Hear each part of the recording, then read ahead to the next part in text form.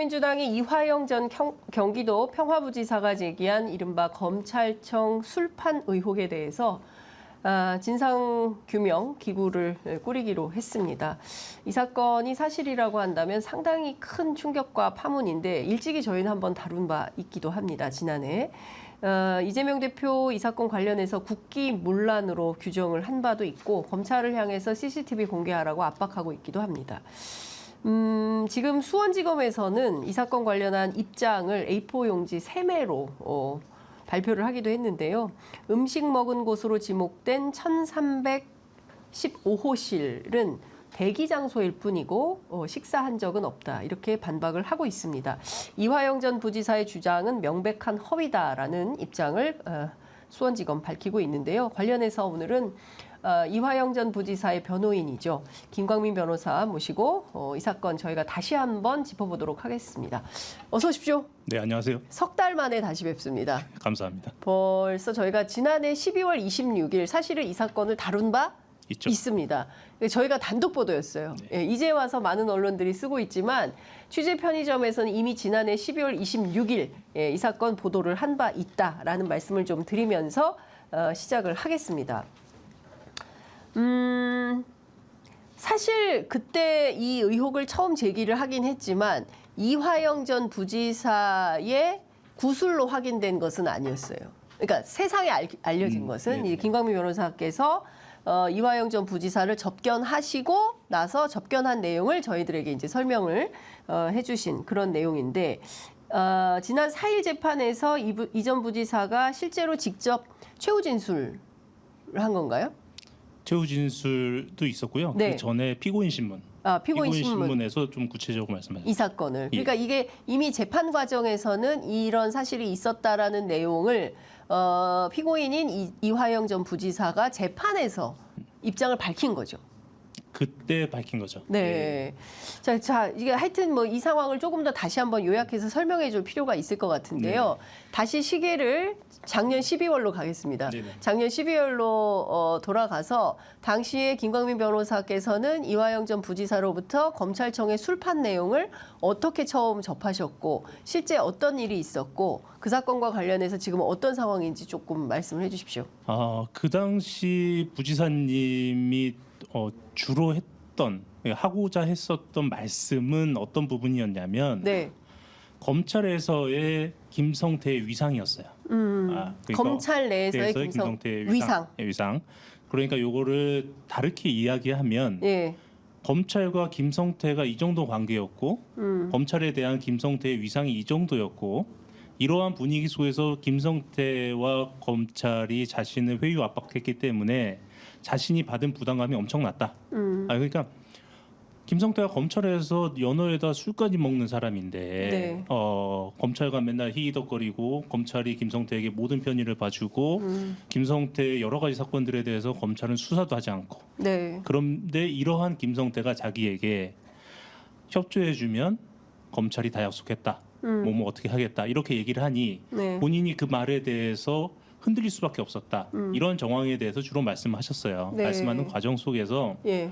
김성태가 검찰에서 연어 안주에 술까지 먹었다라는 말씀을 하셨던 거죠. 잠깐만요. 김성태가 그러니까 쌍방울 회장입니다. 네네. 예, 그 국민의힘 국회의원 아니에요. 그 쌍방울 회장인 김성태 전직 조폭입니다. 예, 전직 조폭이자 쌍방울 그룹의 회장인 김성태가 검찰 안에서 검찰의 어떤 그 보호라고 해야 됩니까? 편의 제공. 예. 뭐 이런 걸 통해서 연어회 안주에 술까지 먹을 수 있도록 검찰이 편의 제공을 해주고 있다. 예, 그러고 검찰과 다 얘기가 됐으니까 이 정도의 진술을 하면 나갈 수 있다. 예. 그렇습니다. 이런 얘기를 했다는 거잖아요. 그렇습니다. 예. 자, 그러면 하나하나 좀 짚어보도록 하겠습니다. 도대체 김성태는 그냥 조폭 출신의 기업인에 불과한 건데 근데 어떻게 이렇게 검찰이 이 사람을 이렇게 검찰 내 위상이라는 표현까지 써가면서 우선은 김성태가요. 네. 제가 이 발언했다가 지금 명예훼손 고소당해서 수사받고 있는데 네. 나누스라는 회사를 통해서 주가 조작을 했어요. 네. 주가 조작을 했어요, 그냥 했다고 추측됩니다. 예. 고소당할 수 있으니까요. 아유, 변호사님도 너무 힘들어요 지금. 예. 네, 추측되고 예. 그 전에도 유사한 사건으로 수사와 재판을 받은 적이 있습니다. 그래서 재력이 상당하고요. 네. 이 상당한 재력을 통해서 여러 곳에 로비를 했던 걸로 추측이 되고요. 네. 또 하나는 이전에 주가 조작 관련된 뭐 자본시장법 위반 등으로 수사를 했던 검사를 네. 그러니까 지금 나노스 사건이 아닙니다. 예. 해당 검사를 나중에 쌍방울 사회이사로 모셔오기도 하고. 검사를 자기를 수사했던 검사를 사회이사로 예. 나중에 변호사 개업하니까 사회이사로 모셔오기도 예. 하고. 예. 이 정도로 검찰과의 어떤 유착 관계, 인맥 관계를 아주 탁월하게 형성하는 사람이에요. 네. 사람이고 김성태가 저희가 좀 기억을 되돌려 보면 김성태가 처음에 이제 해외 도피하다가 돌아왔을 때 예. 이재명 대표와의 관계를 명확하게 선을 그었습니다. 예. 본 적도 없고 만난 적도 없다. 예. 예. 그랬다가 검찰 들어가 수사를 받는 과정에서 진술이 180도 바뀌거든요. 네. 180도 바뀌면서 저희 판단은 그 당시에 검찰과 이미 김성태 합의가 있지 않았었나라는 생각인 거예요. 들어올 때부터? 들어올 와서? 때는 예. 그러니까 사실은 뭐 여러 가지 추측이나 전언을 보면 이미 해외에 있을 때 검찰과 상당 부분 협의가 됐다라고 또 얘기를 하고, 네. 근데 뭐 들어오고 나서 검찰과 수사를 하는 과정 속에서 최종 합의가 되지 않았겠는가? 네.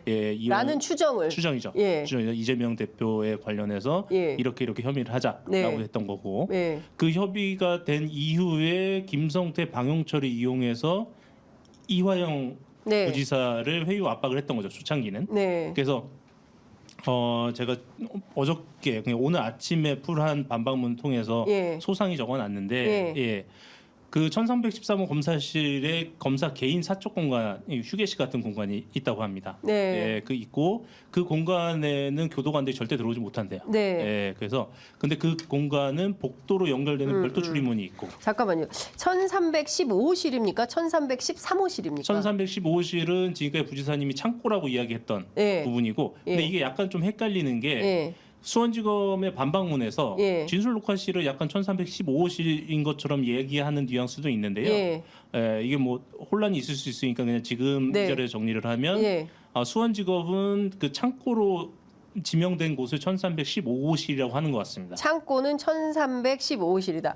그 이화영 전 부지사가 그림을 그려서 우리 변호사님께 설명한 게 있어요. 맞습니다. 일단 그 그림을 좀 띄워놓고 보겠습니다. 그림을 보면서 설명을 들으시면 훨씬 더 시청자 여러분들께서 이해하시는 데 도움이 될 것 같아서 저희가 이화영 전 부지사가 직접 그리신 거죠. 네, 맞습니다. 직접 글도 쓰고 그림을 그려서 준비한 그림이 있습니다. 그 제작진께서 그림을 좀 빨리 띄워주시면 그 띄워놓은 그림을 보면서 저희가 설명을 좀 들어보도록 하겠습니다.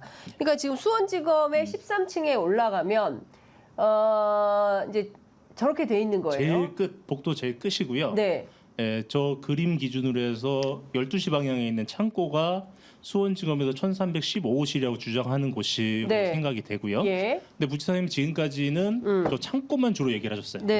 창고로만 얘기를 하면서 사실은 저 창고하고 그림 기준으로 6시 방향 오른쪽에 있는 데가 검사 개인 휴게 공간, 6시 방향 왼쪽에 있는 곳이 진술 녹화실인데 요 세 곳에서 주로 작당 모의가 있었는데 부지사님은 지금까지 주로 창고만 얘기하셨던 거죠. 그러니까 지금 보면 그 복도가 있고 복도 사이에 1313호실에 보면 검사가 있고 그 우측으로는 검사 뭐 사적 공간? 거기에 이제 교도관이 거기 있나 보죠? 교도관은 없고. 그다음에 이제 왼쪽에 보면은 교도관이 있고 그다음에 그 옆에 영상 녹화 조사실이 있는 거예요. 그러니까 1313호에는 이렇게 돼 있고 그 건너편에 창고가 있고 그 창고에 교도관들이 대기 중이다. 네, 그렇습니다. 그러고 실제로 그러면 음식을 뭐 연어회, 술 이런 걸 먹은 데는 1313호가 아니라 1315호 창고로 얘기한 쪽이라는 거예요. 길 건너편. 그러니까 쌍방울 직원 중에 여러 명이 그 와서 김성태의 수발을 들었는데 그 중에서 가장 자주 왔고 부지사님이 이름을 명확히 아는 사람이 2명입니다. 그게 박상웅, 박상민이라는 사람인데 이 두 사람은 누굽니까? 박상웅은 그 쌍방울 이사로 알고 있어요. 그 둘 다 뭐 쌍방울 직원인 걸로 파악이 되는데요. 박상웅 같은 경우는 그 이화영 방용철 재판에도 거의 매일같이 매번. 왔던 네네, 매번 왔던. 그런 사람이고 예, 재판에 방청객으로 왔던 예, 사람이라는 왔던 거죠. 사람이고 예. 에피소드 좀 말씀드리면 예. 그 최우진 수하기 좀 한두 기회 전이었던 걸로 예, 생각나는데 예, 예. 부지사님이 예. 재판이 끝나고 이제 그 피고인 대기실로 이렇게 나가는 과정에 예. 박상웅이 예. 제일 앞쪽에 서 있었나 봐요. 예. 서 있었는데 부지사님이 이름이 생각이 안 났던 예, 거예요. 예, 예. 그런데 아. 저 친구가 그 연어를 사온 친구인데 연어 사온 사람이다. 얼굴은 기억하니까 예, 예. 이름이 생각 안 나서 예. 지나가는 길에 예. 당신 이름이 뭐요? 라고 물어봤더니 네. 이 양반이 정말 당당하게 박상웅입니다. 네. 라고 얘기했다는 겁니다. 예. 내 그러- 이름이 박상웅이다. 그 바람에 이제 예. 그 사람이 박상웅인지 이름을 알게 됐고 예. 그래서 그 이후 최우진술이나 예. 피고인 신문에서 예. 연어사 온 사람이 박상웅이다라고 예. 지목을 할 수 있었던 거죠. 예. 예. 근데 이게 수차례 쌍방울 직원들이 수발을 들었는데 네. 예, 수발을 들 때는 뭐 안주도 먹었고 부지사님이 추측컨대 술도 마시는 것 같다라고 추측할 수 있는 여러 가지 정황들이 있었는데 네. 그 자리에 부지사님 함께 있지는 않았으니까 아. 함께 있지는 않았으니까 이거는 추측인 거고요. 예, 예. 추측인 아, 건데 그러니까 그러니까 연어회와 술을 마시는 자리에 이화영 전 부지사는 없었어요. 없었던 거죠. 아. 없었고 6월 30일 이후 있었다라는 지금 이 자리, 예, 예. 이 자리에 예. 술자리는 이화영 부지사가 처음으로 참석하게 된 겁니다. 아, 그러면 한 번이 아니네요. 부지사님 주장은 상당히 많았다. 그리고 수원 구치소 내 재소자들 사이에서 예. 김성태가 검찰을 갔다 오면 예. 얼굴이 시뻘개져서 술 냄새를 풍겼다라는 소문이 파다했다. 이런 얘기를 하십니다. 잠깐만요. 자, 첫 번째. 이 검찰 안에서 일종의 술판이 벌어진 게 한두 번이 아니다라는 주장을 이화영 전 부지사가 하고 있는 거네요. 네네. 그리고 본인이 참석했던 술자리도 있는 거네요. 그렇죠. 본인이 참석했던 술자리는 몇 회입니까?